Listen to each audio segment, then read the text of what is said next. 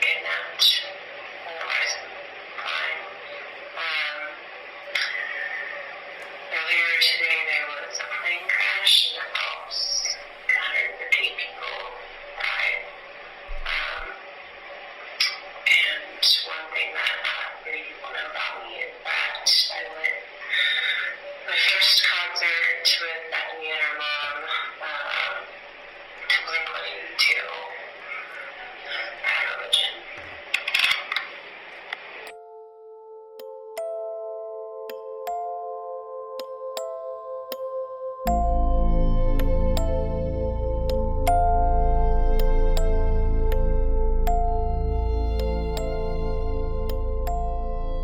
Welcome to Naturally Off Topic, a podcast where we discuss legend, theories, crimes, and more. I'm Megan. And I'm Mariah, and today we're discussing the kidnap and horrors that the couple Denise Huskins and Aaron Quinn endured back in 2015. The American Nightmare. Ugh. We're back. This is part 2, guys. If you have not listened to part 1, please do so. Pretty good. A lot of information, so I definitely could be better. And acting I out. tried my best. The acting, let's be honest, that was the best part. Obviously. And I really, I would love to, have a time at some point where we interview victims or people involved in cases and so on and so forth. So I hope that no one takes it as me making fun. Well, I was definitely making fun of Matt Mustard. Fuck him. But making fun of the situation, we are kind of a comedy podcast, but we also try to be serious. So try to give a little both. Yeah. Hope we conveyed it well, and I think that Megan's acting was much better than mine, so Oh my god, kudos. thanks. I appreciate it. Oh, I love the round of applause. So we're still together again, because why would we do a part 1 without a part 2 together? Right? But we wanted to split this up, I think, because, yeah, you're right. There was so much very long. information. And I also just feel like there's a lot of people involved in this story. And there were times where even I was kind of granted, we're in the midst of, in the last episode, of dealing with, animals who were together that aren't normally used to being together. And we're worried about them, eating each other and or fighting. But yeah, basically, I don't know if you noticed though, but Stash is the culprit to everything because he's the one that's about to hurt my dog, and he almost killed your fish. I know. Cats are so Predators. cute and amazing, I but love they're them. also just the craziest animals ever. So, well, anyway, that being said, so what is the audio that I played in the beginning? I'm sure you're yeah. confused. Could you even make it out? No, I'm actually, let's break that up because, that was the first thing that came in, and then we kind of just jumped into, Yeah. Well, that. we jumped into that. So jumping into it, it was March 24th of 2015 at 12:24 p.m. This audio was included in an email that was sent from Aaron's live.com email account to a man named Henry Lee. He was a journalist from San Francisco's Chronicle newspaper. And the email basically said, as stated, we're returning Denise safely tomorrow. She's in good health. She's safe. Here is proof of life type of thing. So that audio plays. The audio basically says, my name is Denise Huskins. I'm kidnapped, but otherwise I'm fine. And then she goes on to describe a event that happened that same day where a German airliner crashed in the French Alps and killed people. She said that her first concert was Blink-182. So basically to prove that it was her. Her dad and Aaron were later played that audio file, and they did confirm that it was her as well. So starting the part 2, we now go from police assuming that she's dead and he killed her to she is alive. And this further proves that Aaron is probably innocent because she is alive. Well, so then on March 25th, 2015, around 9:48 a.m., the police are told by Denise's father that Denise called him and left a voicemail from her, and she was at her neighbor's house in Huntington Beach, California. A friend, sorry, who received this call? Denise's dad. Denise's dad. He got a call from Denise. She did leave a voicemail, but I will say she called again from her neighbor's house, and this is the phone call that they're referring to. Did that make sense? Did I word that correctly? Should I just start over? Yeah, sorry. I was thinking that she was at, like, the neighbor's friend's house or something. I'm like, what are you talking about? I didn't say neighbor's friend's house. I don't know. I don't know what I heard. I'm off my rocker. She was at her dad's neighbor's house. Oh, okay. In Huntington Beach, California. This is, I think it was 400 miles away from Vallejo. She stated that she was just dropped off near her mom's residence, which is also in Huntington Beach. And so the dad had called, and the Huntington Beach arrived at the scene, where she then talked to the officers for the first time. She gives the same story that Aaron gave. This is a robbery, like, you didn't do anything to deserve this. They were giving the headphones.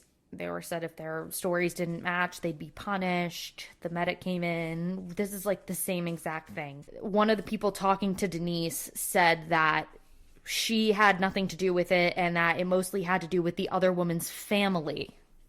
Interesting. Meaning Andrea? Andrea, yes. Andrea! I don't know if they were lying. I don't know, well, like, why, but okay. So, they said, yeah, we're going to take you for 48 hours. They take her belongings that she brought to Aaron's house, because remember, she spent the night. They took her bag. They took her backpack. Pizza. Yes. They took her purse. And they left her phone, so along with the passcode for Aaron to send the messages to work. She was put in the Camry. It was Toyota Camry. That was Aaron's car.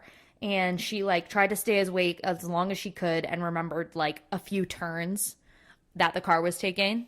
And she ended up passing out from the sedatives, but she was thinking before passing out, how can I get out of this? Can I, kick a taillight out, in the movies? But, it was so crammed in there, no way. And she was also on the sedatives, you know what I mean? Yep.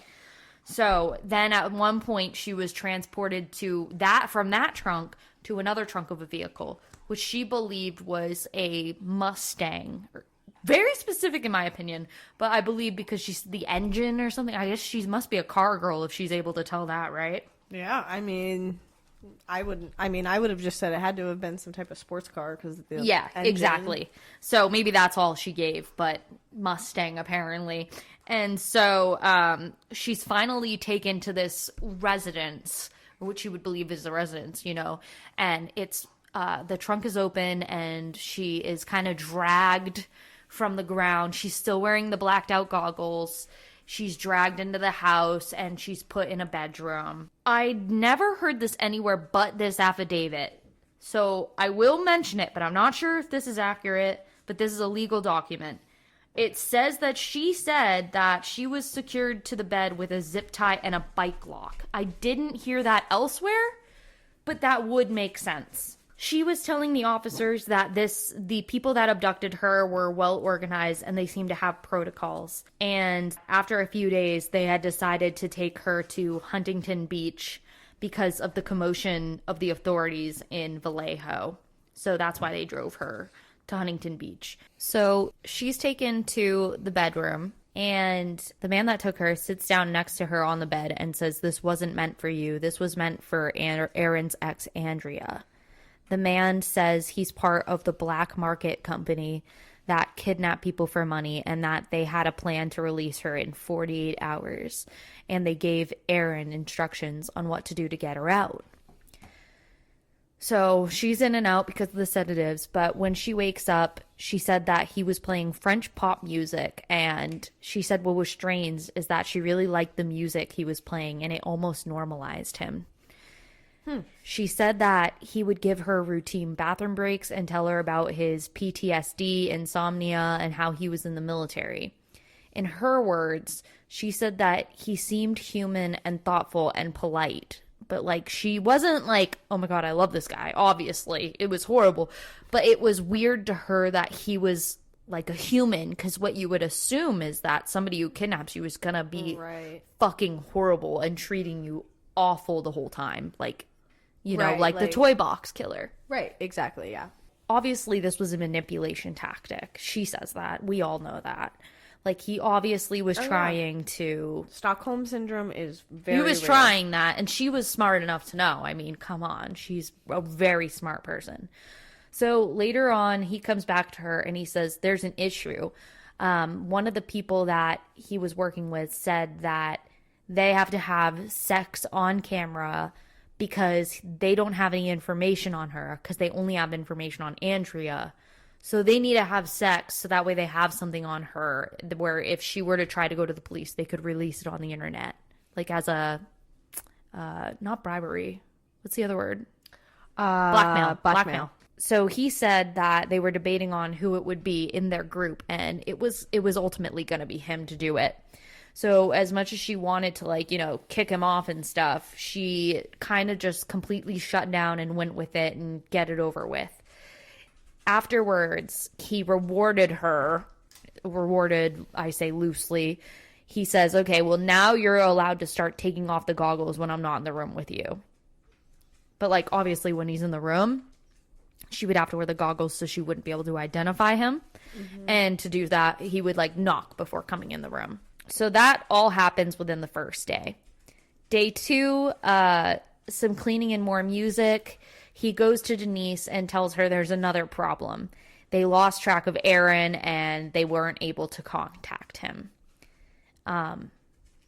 Now, this is where I think I want to tell you, after all that interrogating that Aaron had, and he finally got his lawyer and stuff, when Aaron got his phone back at the police, because this group did try to contact him, his phone was on airplane mode, and he missed the calls from the kidnappers, which later AT&T provided the agents with call records from Aaron's cell phone to reveal the actual number of that phone.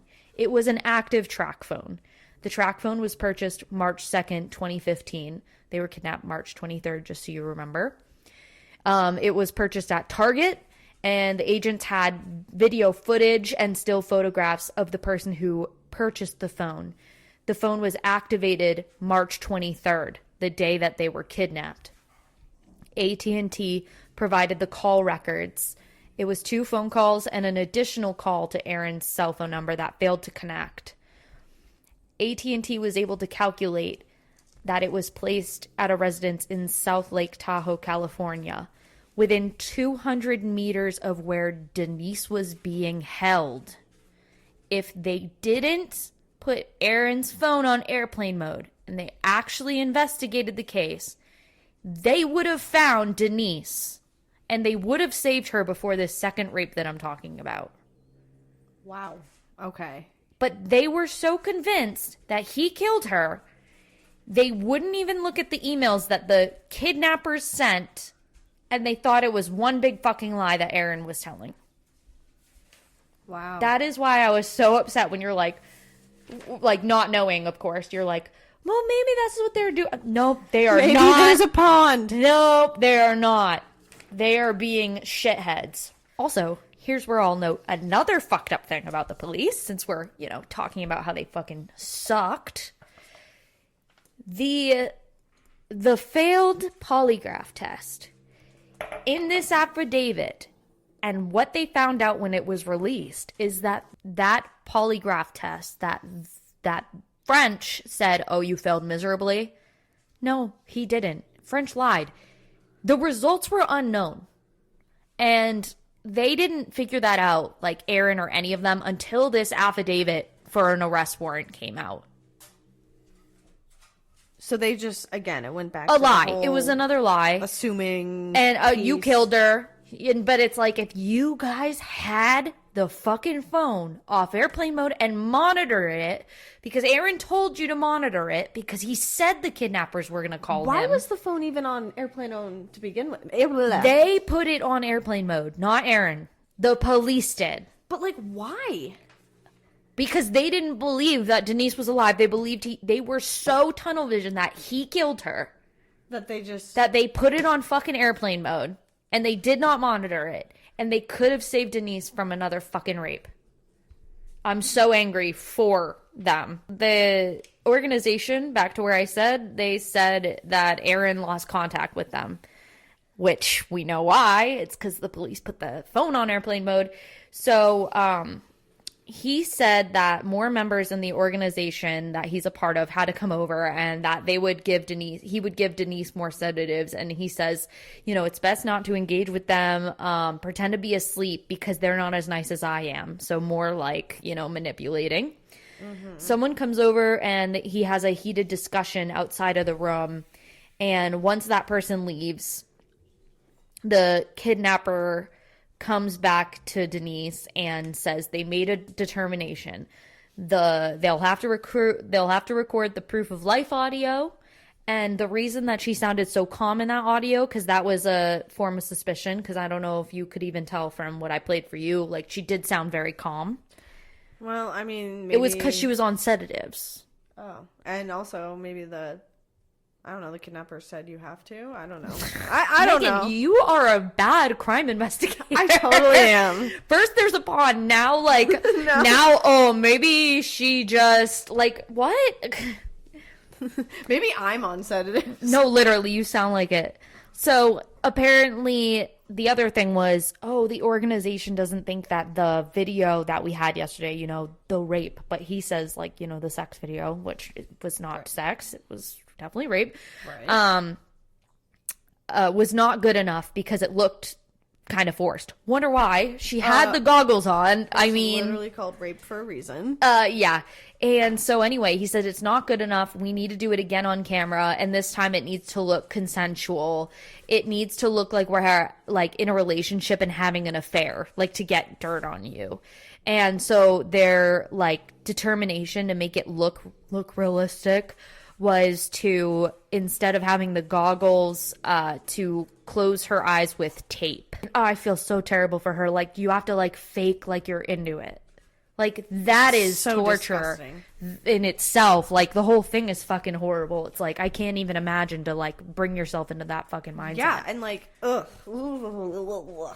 So, 40 hours into the kidnapping, he comes back to the door. She throws on the goggles, and he comes in. And he says, ooh, now where was I? So he comes back in and he says, I need to show you something, to Denise. He lifts her goggles up just a little bit to see the screen of his phone. And it's an article or a video. It's unclear because the documentary says a video, but I've heard other places it's an article. Anyway, so it's her dad saying that her family misses her and really wants her to be home. And this is the first time that she actually starts sobbing and breaking down, because the whole time she was very tough and did not cry. She was I'm not going to give him the satisfaction. Right. Which, how did she do that? I have no idea. So the man tries to console her. Obviously it's console her, and it's not really consoling, but he's he said something along the lines of, this must make it really real for you. And she's thinking, fuck you. Fuck you. Yeah, before that, the rape, the kidnapping, the... Yeah, but this makes it real. But of course, talking to my family, that is what makes it real. Jesus fucking Christ. As the title says, American fucking nightmare. Yep. So, after this, thankfully, he says, it's time to go home. That was the last thing he does. And then he's all right, time to go home. So he sits her in the front seat of the car, not in the trunk for once. And he tapes her eyes shut again and puts sunglasses over them. So she looks, not like a kidnapped victim. He gives her more doses of the sedatives and says he can't drop her off at the Bay Area like we discussed. So Huntington Beach, just to confirm, because I said I think, it is 400 miles away. And he threatens her when he's going to drop her off that if he says, we know that the police is going to talk to you because Aaron went to the cops. But if they talk to you, the only things you're not allowed to say is that we're in the military or that you had sex with any of us. If you do, we're watching you. We're going to hurt your family members. We know we will follow you for the rest of your life. And then the man said, an example of, there was one woman we did this to, and she moved thinking she could get rid of us, and we left, it was a cake or a pie or something at her door. Just to kind of, say, you can't get rid of us. We know what you're doing. You can't hide. Yeah. The organization will come after you. So, that's when she leaves and she walks to her mom's house. No one's there. And so she walks to her dad's house. And thankfully, even though he's not there, because he's in Vallejo trying to find his daughter. She doesn't walk 400 miles, right? No, he drops her off 400 miles away in Huntington Beach. Because it was in Vallejo she was kidnapped. Got it. Her parents live in Huntington Beach. Okay, just clarifying. But they weren't home because they were, looking for her in, like, Vallejo. So and she's just like, hello. Yeah, so the cops come and then all that. She tells the story I just told you. Well, thank God she's okay. Well, what happens? The cops have her as a suspect. Jesus Christ. Have you ever seen the movie Gone Girl, Megan? So I haven't, but I really have wanted to watch it. But as you can probably tell, I have the attention span of a squirrel. So sometimes watching movies can be a little difficult for me. That's fair. So essentially, Gone Girl is a movie that at the time it came out a year prior, and there's a book on it. And I read the book. It's a really good book. And correct me if I'm wrong. It's just like baseline. It's about a wife who fakes her own death. That's what I was going to say. So it's about a man and a woman who are married, and the woman finds out that the man had an affair. So she fakes her kidnapping and murder to frame the husband. And then at the end of the movie, it turns out she was actually alive, but she faked her own death. So that way he would go to jail. But obviously I'm assuming as the movie goes, a lot unravels and stuff. And they find out, like, well, obviously it was her. I haven't watched the movie in a while, so I can't tell. But, like, basically from this case, that's what I'm gathering it was about. Yep. So everybody is now dubbing her Gone Girl. They think she faked this kidnapping to have Aaron arrested for her murder and kidnap. But, like, why would, like, the video and stuff come out? Like, if she, like, was she trying, like, I don't know. No, I think the police thought that, or the, like, well, the okay, wait. public I wrote what the story of. In simple terms, the wife finds out her husband is cheating on her in anger and comes up with a plan to fake her own murder, and her husband is criminally charged for the death of his wife, and then she shows up alive. So that's what is seen. The police, when she's talking to them and stuff, they say, we have Aaron in Vallejo, and we're willing to offer one of you guys immunity. What? But, like... Mm-hmm. And so when she hears that, she's like thinking, wait, what? Immunity? For what? So she decides, I need a lawyer. Because what do you mean? Immunity? Exactly. Immunity from what? Like, what are you going to charge us for? Yeah. They think that they faked this. So, for attention. So she gets in contact with an attorney, and he's like, fly to me immediately. So she dips out on the police, and she gets the next flight. While she's gone, she obviously couldn't be located by the FBI in the Vallejo Police Department. She was told not to make any more communication with them because it was obvious that they're thinking, we're going to arrest your ass. And for what? She's the victim. But so they couldn't, like, catch her. She didn't make any attempts to reach out to them. And so at 9:27 p.m., Lieutenant Kenny Park of the Vallejo Police Department, he releases a statement to the press that the kidnapping was, in essence, not authentic. He makes this public statement.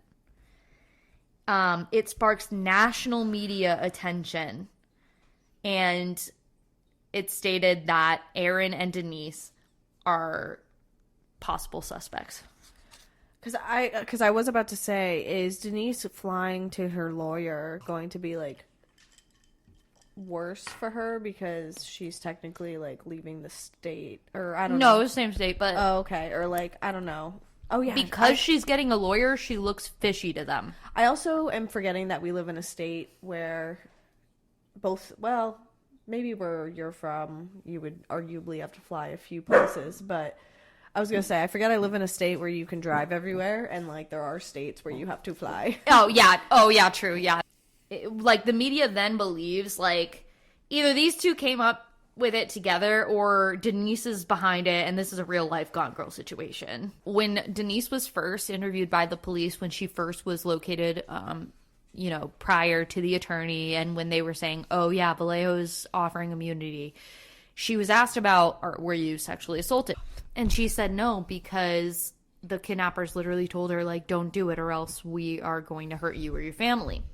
But when she goes to the attorney, she tells him the whole story and includes that part, the rape and all that. And he says, all right, well, if that's the case, we need to get you a SART exam, which is the sexual assault, like, examination thing.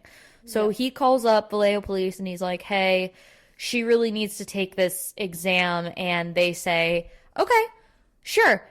On one condition, she comes in and is questioned first. That's not how that works.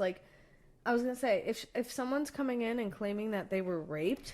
And it needs to be done immediately. Right, the first thing you do is a rape kit. Do you know what they said to her? Because they said, the guy said she can't, wait until tomorrow because it was going to be the next day.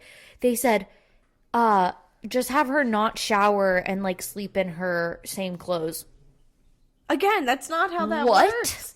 Vagina, internal... Just have, a traumatized woman, keep the same clothes she was fucking... You know what I mean? Wow. I was just floored. Please tell me they didn't listen to him. They did, didn't they? I don't know, but I know that she definitely didn't get a test that night. She actually did have to go in. I was going to say, I would have said... Yeah, see you right there, and then gotten the fucking test. I wouldn't have. But you kind of can't. If they say you won't get tested until you do this for us. Again, but why? Isn't that crazy? The FBI involved? Where is their stake on this? Did they agree? It's funny because the FBI agent that was assigned to the case, his name is David Sesma, and he, along with Matt Mustard, on March 26, 2015 at 12:04 p.m., they interviewed Denise. They confirmed her statements that she originally made and elaborated on some stuff.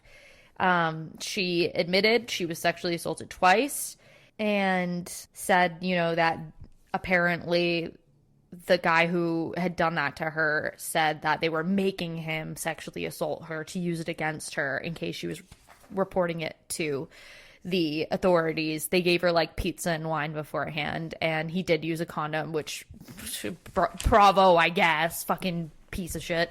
Well, for them, they probably they went back to the DNA evidence piece, Yeah. So she said that the guy that held her captive actually said that they gained entrance into Aaron's home in the past on 5 separate occasions. And the last unlawful entry was on March 22nd, when they made it all the way to the top of the stairs to conduct the operation, but then aborted it, which is probably, in my opinion, because she wasn't there. There was no girl there. Yeah.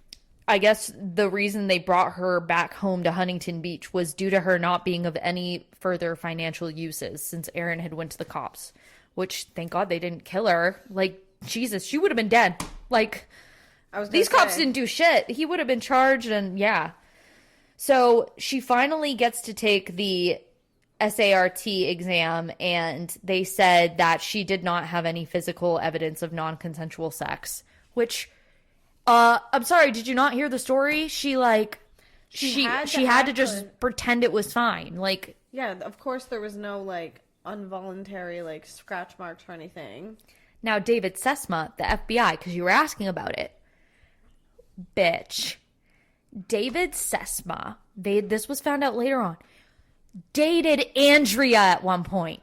Oh, my God. And when it was reported, I think one of their attorneys or lawyers reported this and said, this is obviously a conflict of, what is it? Conflict of interest. Yes. The FBI was like, we reviewed it. It's fine. He disclosed that he had dated Andrea before. Sorry. But what? Again, that's still How? Why? Why was he involved? He was a piece of shit. He literally interrogated Denise so bad. He said, to Denise's lawyer, I am 99% sure she is lying. And when the lawyer said, like, questioned it, he said to the lawyer, "Have you seen the movie Gone Girl?" Shit, you fucking not. That was his response. People are Sorry, so... are we... a movie? What?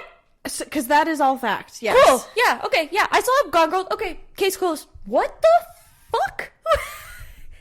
He dated Andrea, too. It's like, really? What is going on here?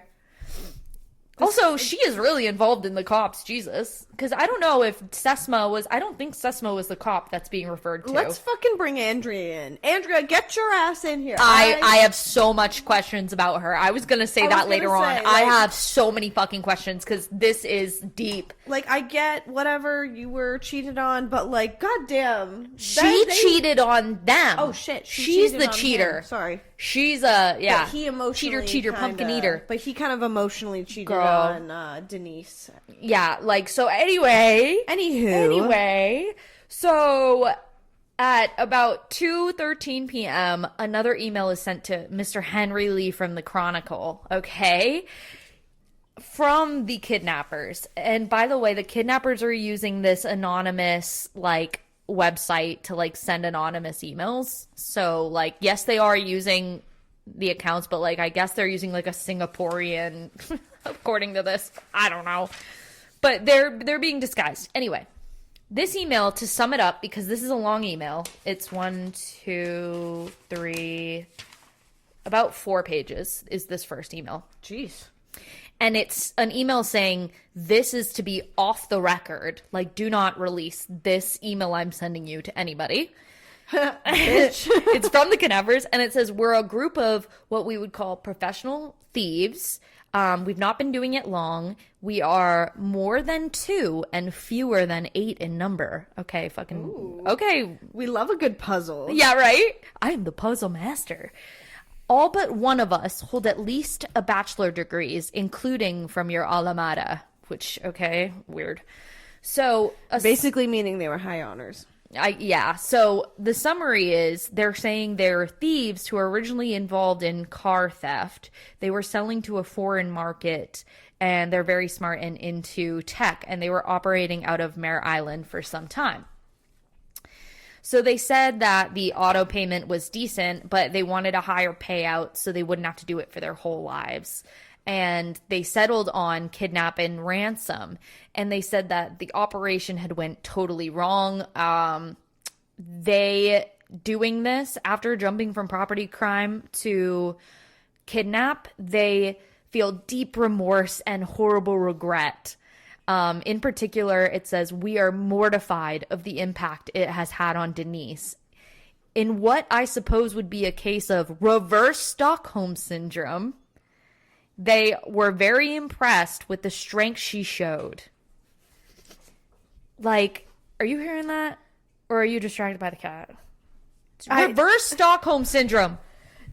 I'm trying to understand what reverse Stockholm syndrome might... Meaning the kidnapper fell for her. Oh, I see. Okay. Okay, the cat's getting in the dog treats. So this email, they're saying, like, she affected us deeply and caused us to reconsider our lives and what we're doing. Wow. They say, like, that's insane. This is crazy, right? So then they say, Miss Huskins, who, in addition to being kidnapped, and then they put in parentheses, again, this is off the record and not ours to share, they said, was previously the victim of several horrifying crimes, the details of which we will not share because they were told in confidence during a vulnerable moment when she was drugged.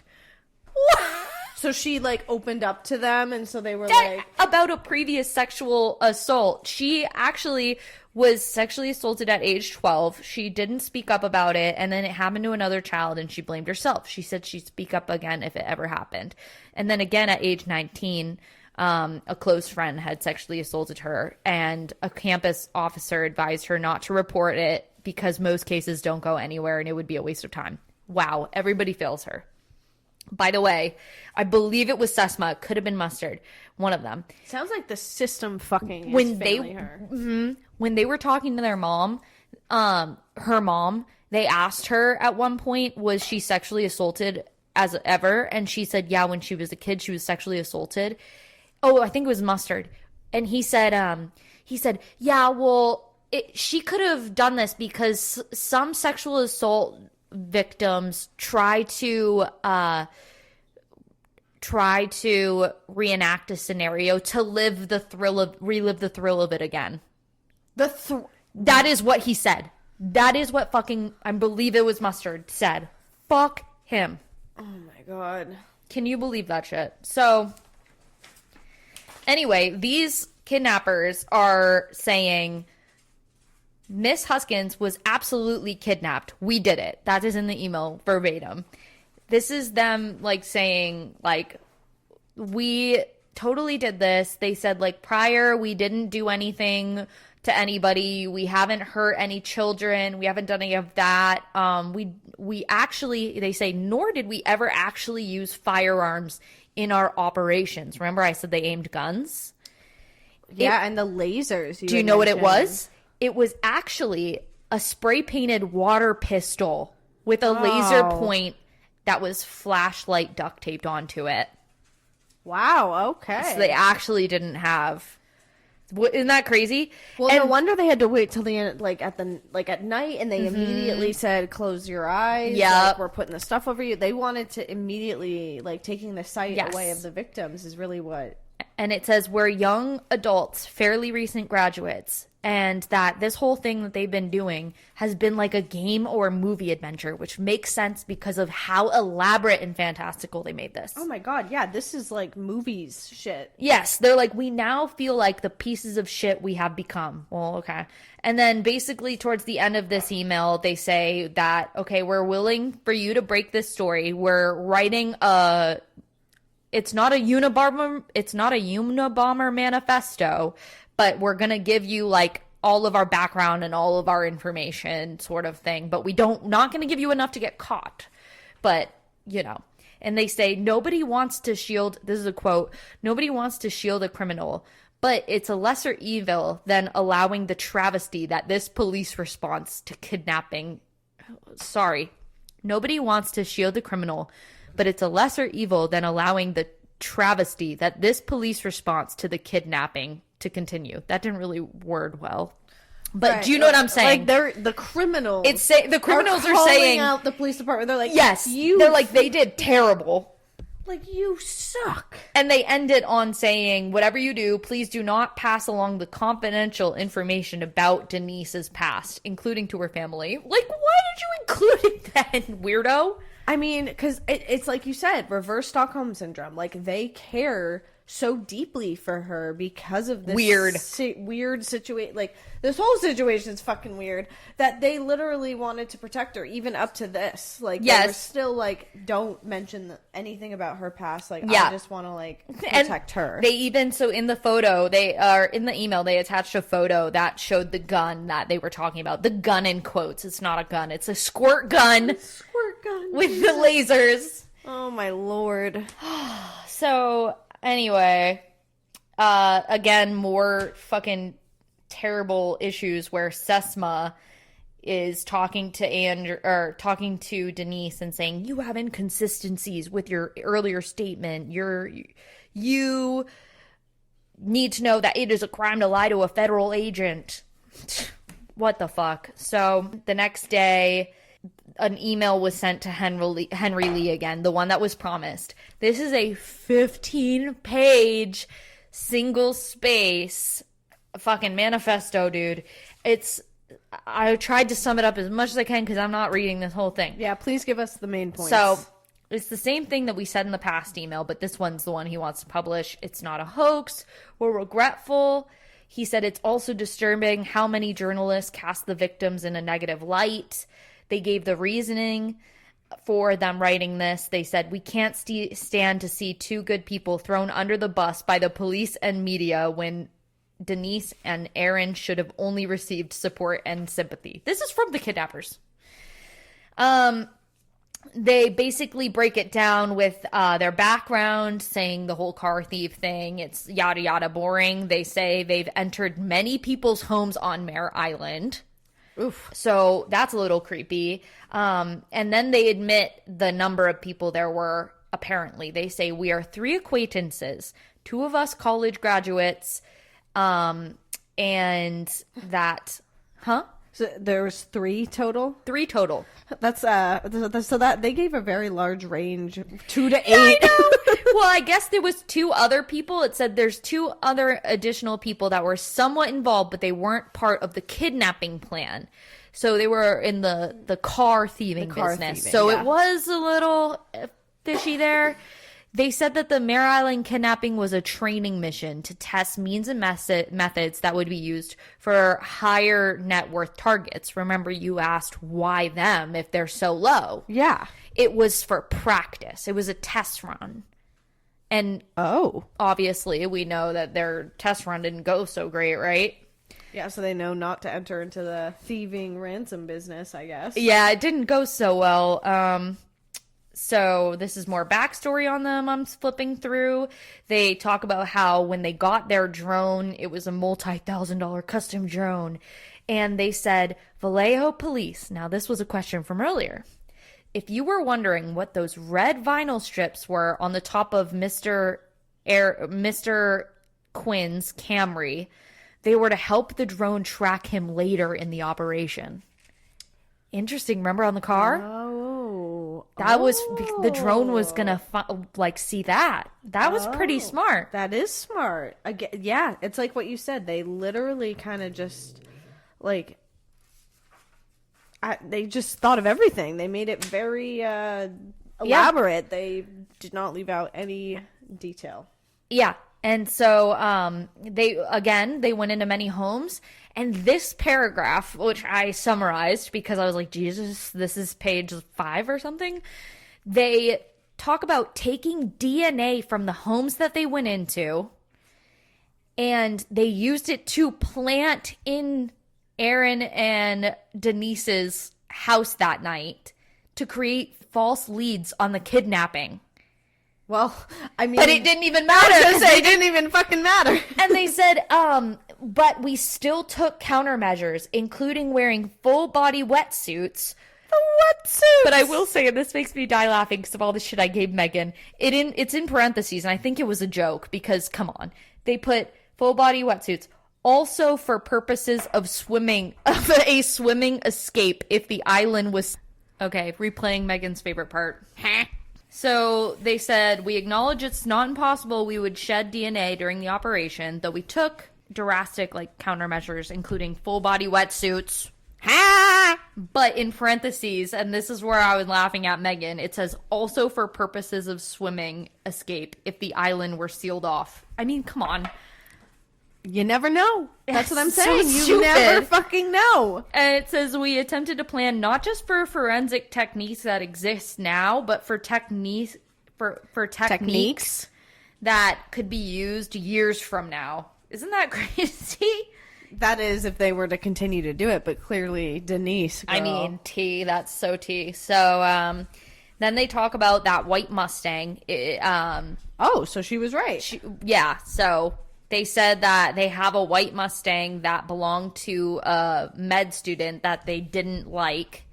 And they said, sorry if you're a nice guy, but we didn't need it, but we took it because we didn't like him.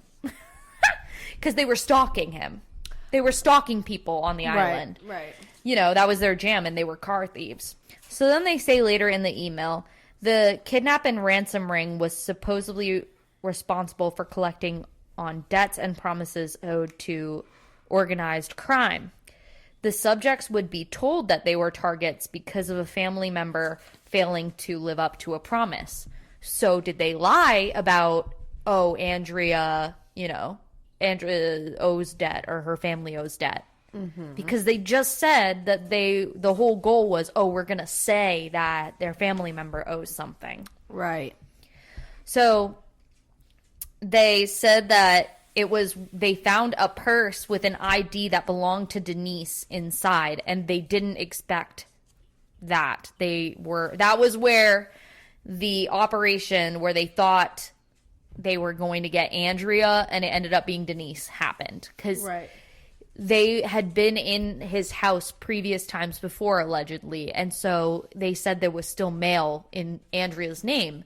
So when they would see Denise come over, they thought it was Andrea.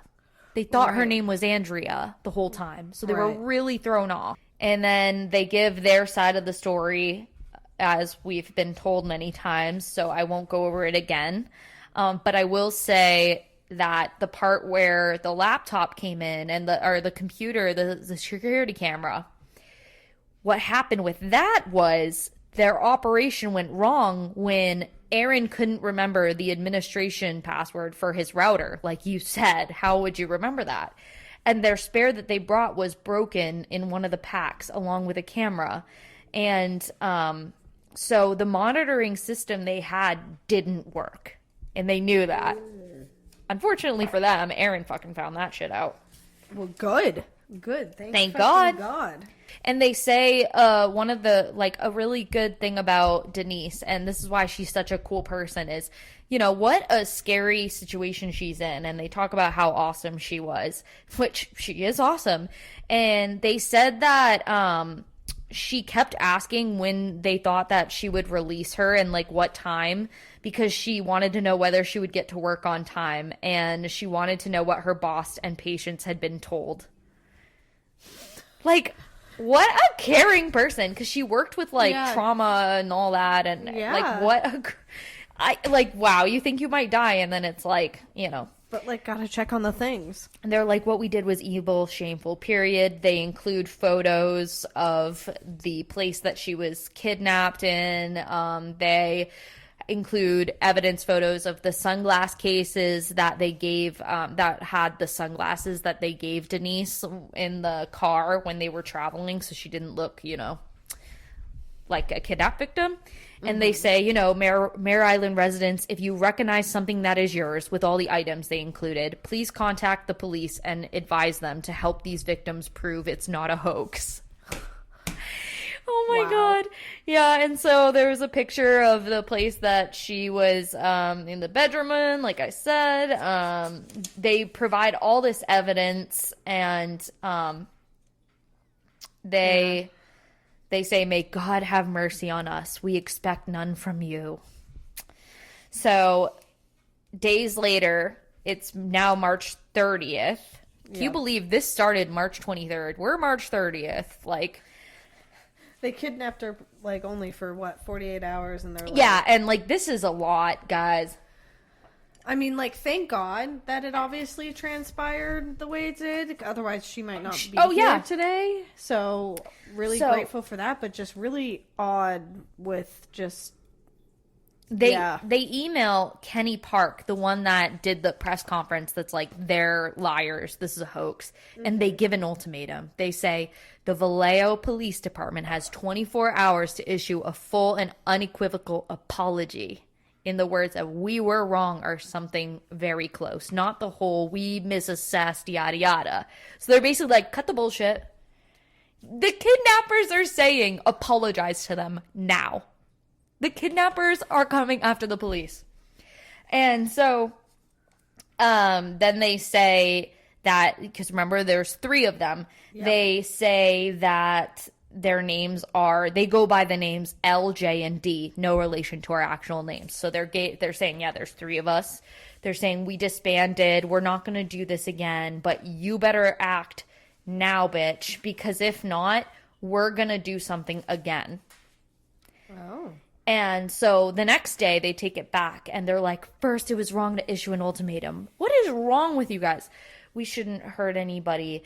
And then they say, to address a few loose ends, why would we try to clear these victims?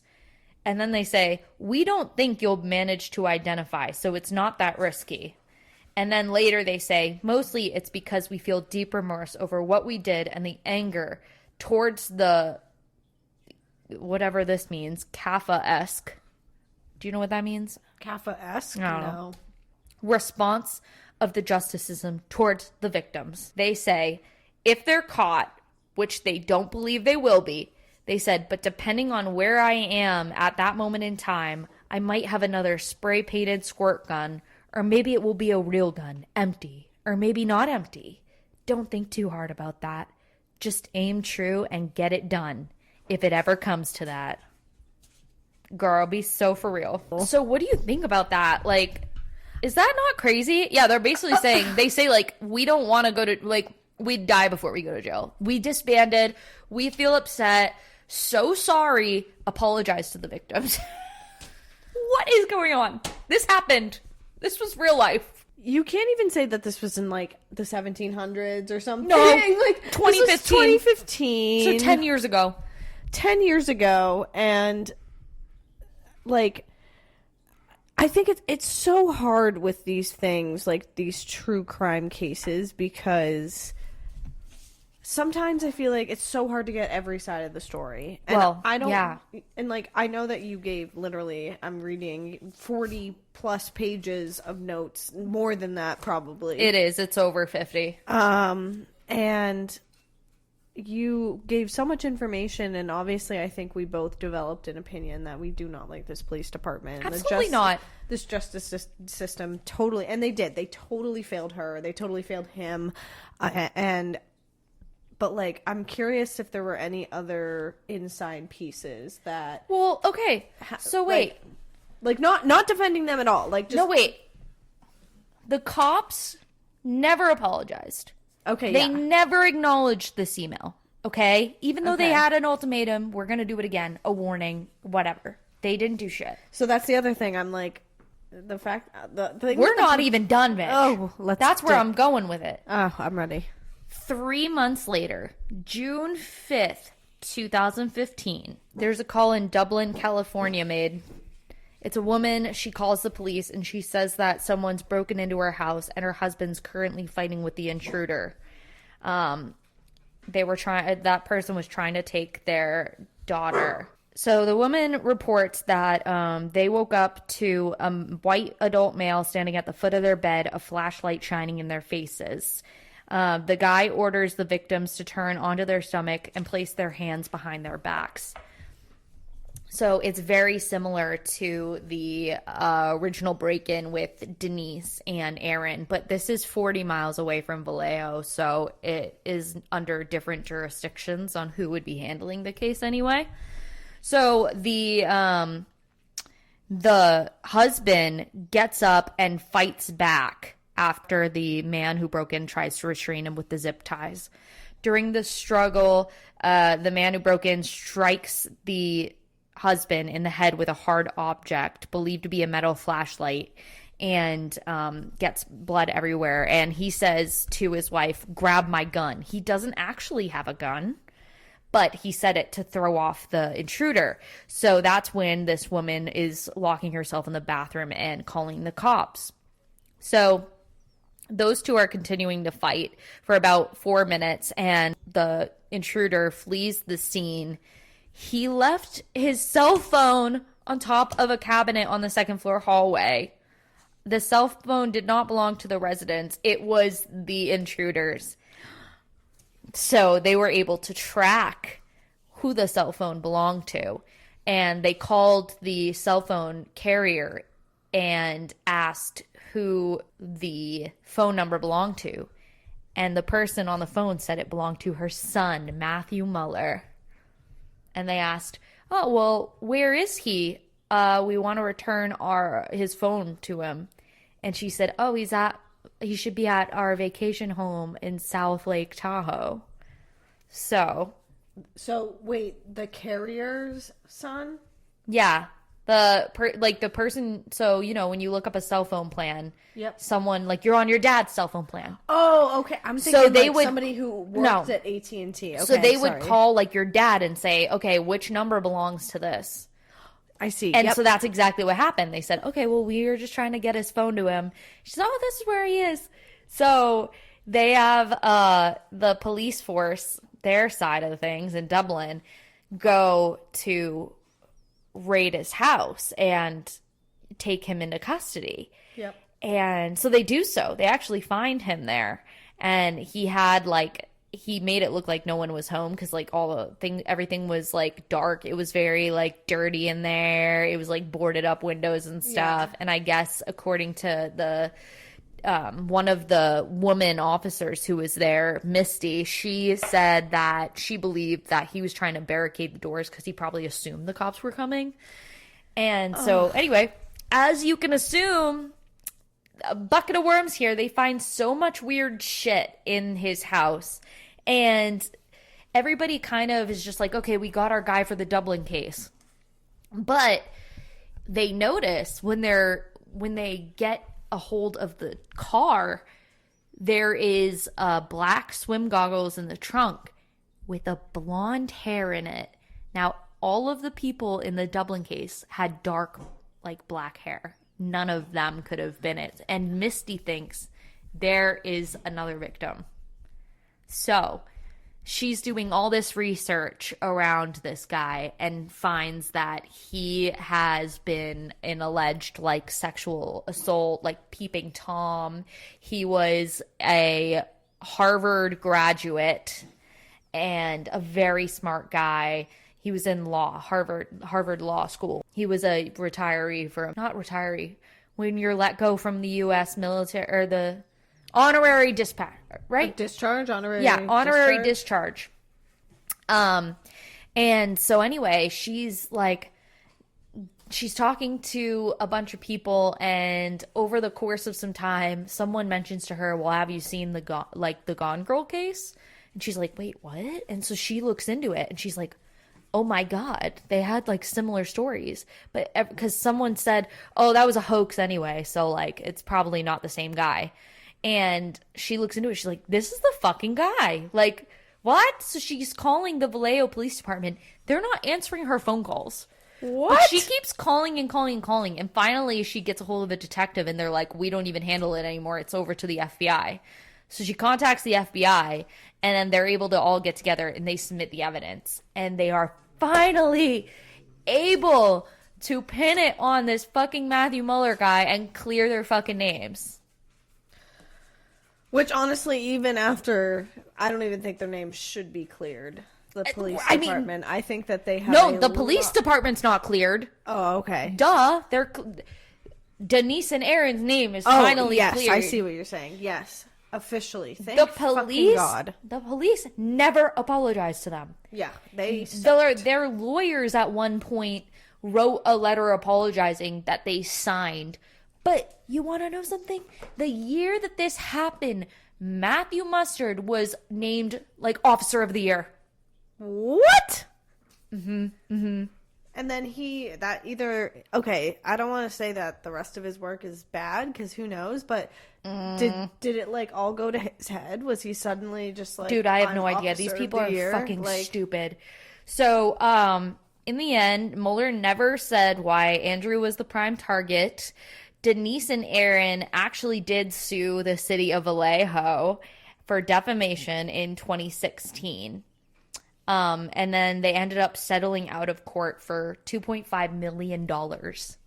Thank God. I was going to say, after all they went through. the higher-uppers, at least, of that police department are like, we just had to pay $2.5 million. You think that we're cool with this? Right? Fuck you. The two married in 2018, and they have had 2 baby girls since then, which kind of breaks my heart a little bit because, like, how scary, like, when you've been through all that as a woman to, like, raise 2 girls, and it's like, oh man. But there's also the red flag. You shouldn't have to feel that way, but, like, it's like I couldn't help but think about it. It's like I feel so bad. And, like, obviously, that night they clearly were trying to work out their differences.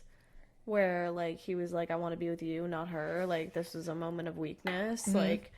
And their firstborn was actually born 5 years to the date of Denise's release date from captivity. But I'm sure that... So they took it as a sign. Did you hear that? Oh, yeah, no. You weren't listening. Yeah, that they took it as a sign that her release date... What? The date of the birth of the baby. Oh, okay. Girl. What are you talking about? Yes, that's what I was talking about. Yeah. No, but I had a thought. I was just gonna say, also probably, like, psychologically, only the 2 of them could probably relate to the situation. Like, obviously, Aaron could never imagine what she went through the second that, you know, she was physically kidnapped and, like, all that stuff, but like at least he knew a little bit of like the horror and like also went through some of the defamation piece as well. She actually says, because she was asked, she was in Call Her Daddy, and that was one of my references actually too. Fucking love that podcast. That's what inspired me to start. I know. Well, again, we went a long way. That's what started Incognito. So Denise actually said when she was asked that she would not take it back because that would mean she would have never been with Aaron if this didn't happen. Right. Because it made them so much stronger together. Well, I mean, she probably, obviously, it wouldn't, if she had a choice, it wouldn't have happened if she knew she could be with him. But I mean, in the sense that she was like done with the idea of finding love and like she felt like she found love with him. So, yeah. I mean, in that sense, it's sweet, but yeah, it's really sad. And she also said that she felt like, oh my God, I went through all this. But then when she heard Aaron's side of the story, she thought, you also were kidnapped, but it was by the police. Like, she thought the same thing. Yeah, and it's so crazy because I think obviously our justice system has failed us in so many different ways. And not to go into politics, but this is just one of so many cases that I'm sure many police departments have fucked up because they suck. Can we talk about Andrea real quick? Yes, please give me something. I need to know. Show yourself, Andrea. Show yourself. I am floored because this whole time, like, I was curious about, like, Matthew Miller and stuff because, like, it's always about, like, I want to know more about, like, what the fuck is going on with this guy. Who are these other two people? Because to this day, it's just Matthew Mueller charged. The other two are out there loose, and the courts don't even acknowledge there are other two people. It's unknown. They don't even acknowledge it. In his lawsuit, they just say he worked alone. He did not work alone. What? He literally even their writes manifesto letter it literally explains there was a guy for tech, there was a guy for this, there was a guy for that, and he literally outlines it. And the state's like, no, it was just him who acted alone. Obviously he didn't. He was a fucking dumbass. He left his phone at the. Are you kidding me? Yeah, I wonder which one he was. Like, I don't know, or... and we don't know like whose voice one, whose voice two. I don't understand. And so anyway, but about Andrea. Sorry to get off topic, but I just had to like. I'm like Trelay. So, she was cheating on Aaron with a Vallejo police officer, like I said, and that broke off with their engagement. Now, on the panel of CrimeCon, Nicole Egan, sorry if I pronounce it wrong, she was a co-author of their book called Victim F. I really suggest people read it. I didn't have enough time to read the whole thing. I would have, but that's why I ended up reading this, but I didn't have enough time.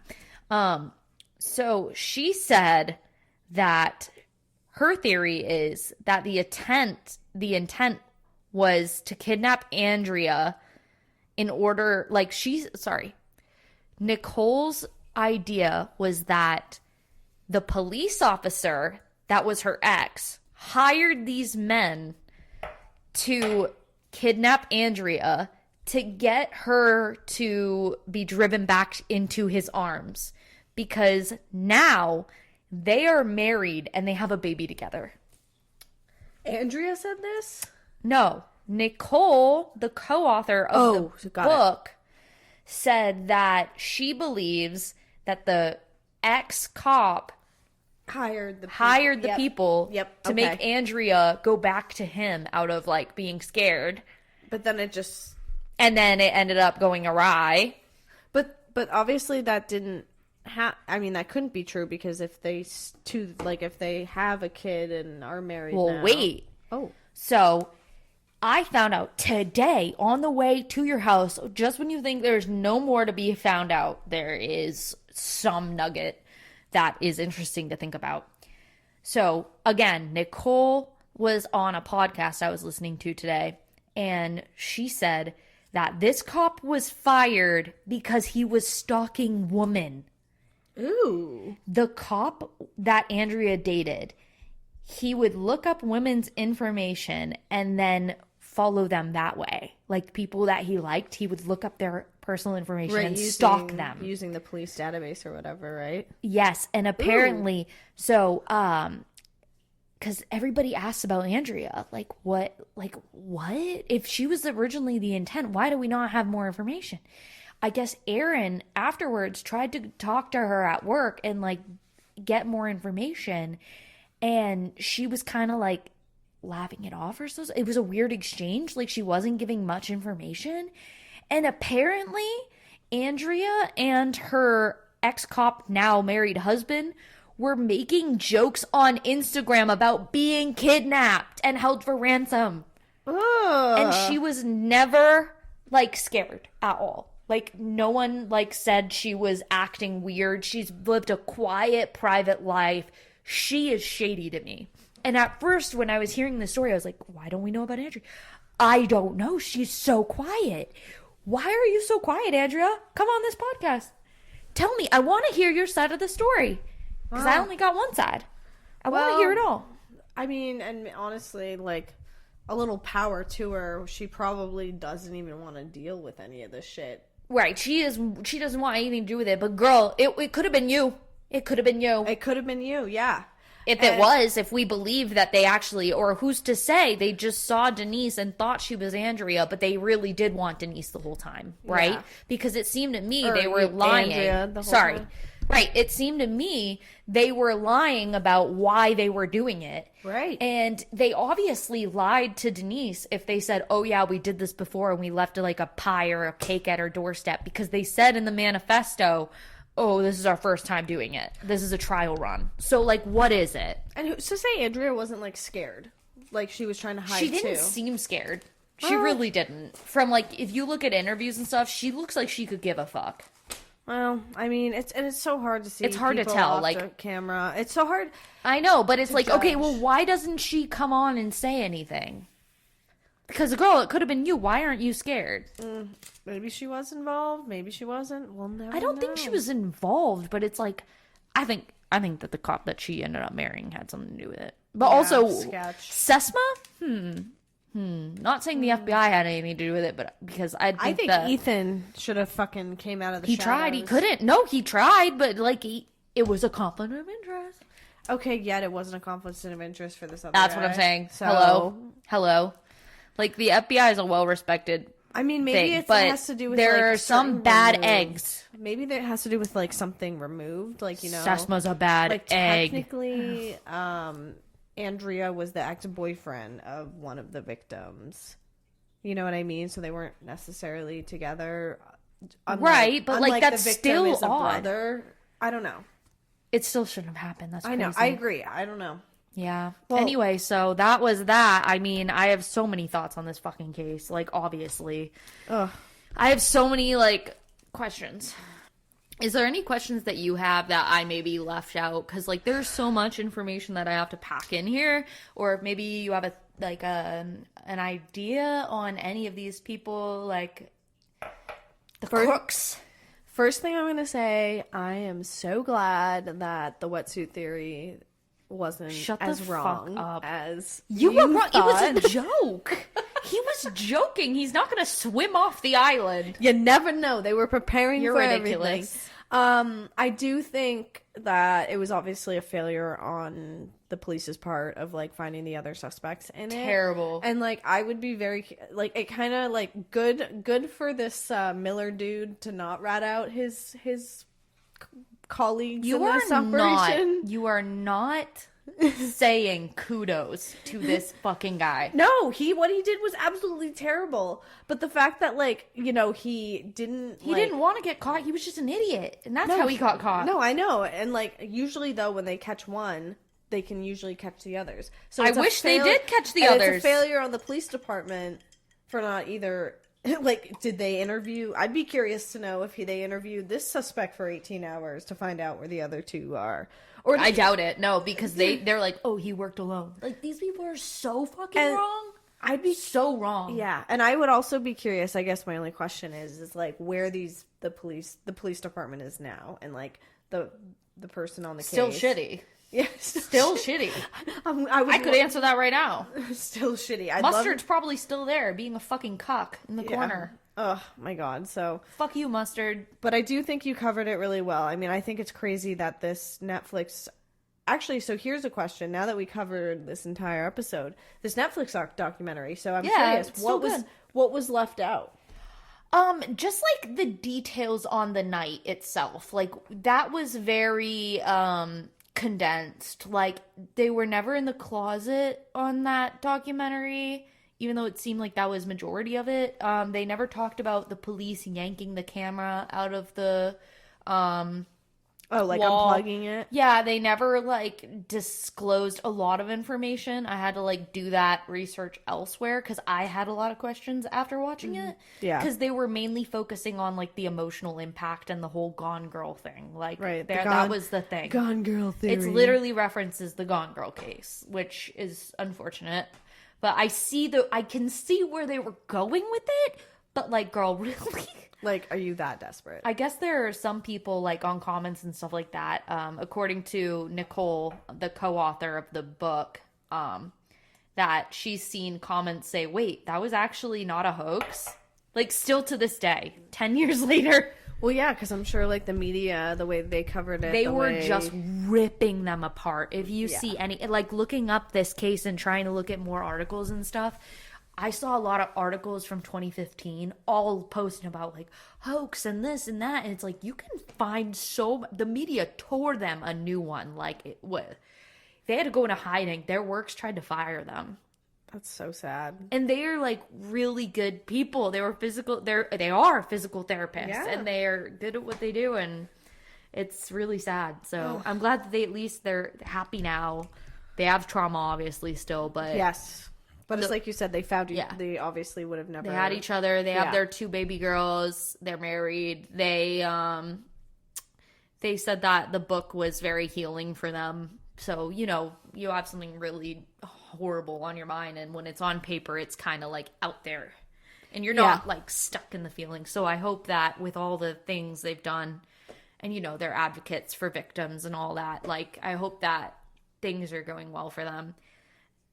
And Andrea, girl, let us know your thoughts. Andrea, come be live. Listen, no one really listens to this podcast, so it's not like you'd have a huge audience. Although, I would feel uncomfortable a little bit because you kind of scare me, but yeah, maybe we would like. Maybe we'd do a video call with a police officer like on the line if we trust them.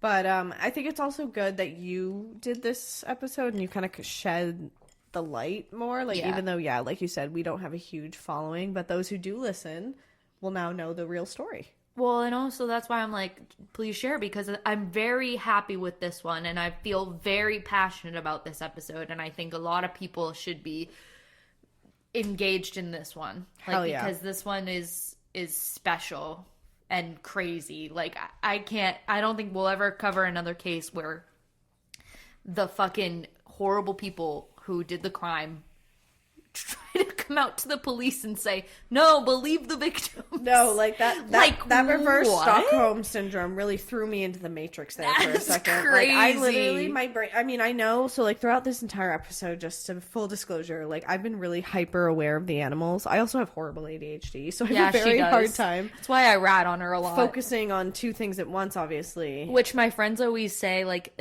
they're like, I love how you just like shit on Megan half the time. I'm like, I know it's really rude. I should probably cut it all out, but but like that's what makes us us. I know. I've also come to the realization that I am the one that everyone shits on, but also you're the problem child. But everyone can't live without. Like, right. Like, so it's fine. It's kind of funny. It's like you're so like crazy in the shit you say that I want to knock you up. Like the fucking wetsuit. Like who says that? I thought that there was a body brother. There could have been a hidden fucking treasure chest at the bottom of that goddamn pond. We gotta end this. We gotta end this now. All right, guys. So anyway, we need to get some dinner before we get too hangry. Yeah. So anyway, we really hope you enjoyed. Obviously, please let us know your thoughts on this episode. Let us know, as always, if we should be doing more episodes. Follow us on Instagram at naturally off topic. Sorry, ooh, not incognito. I almost did our old hashtag. I believe it's naturally off topic on Instagram, and then I think same with our TikTok. I don't think there's any. I don't think there's any like hashtags or buttons periods or underscores of any sort. Anyway. But as always, everybody, I'm going to let Mariah take it because this time I'll do it. All right, keep it real, keep it freaky, keep it naturally. Please redo that. I can't have that. I can't have that in the ending. Naturally. Bye, guys.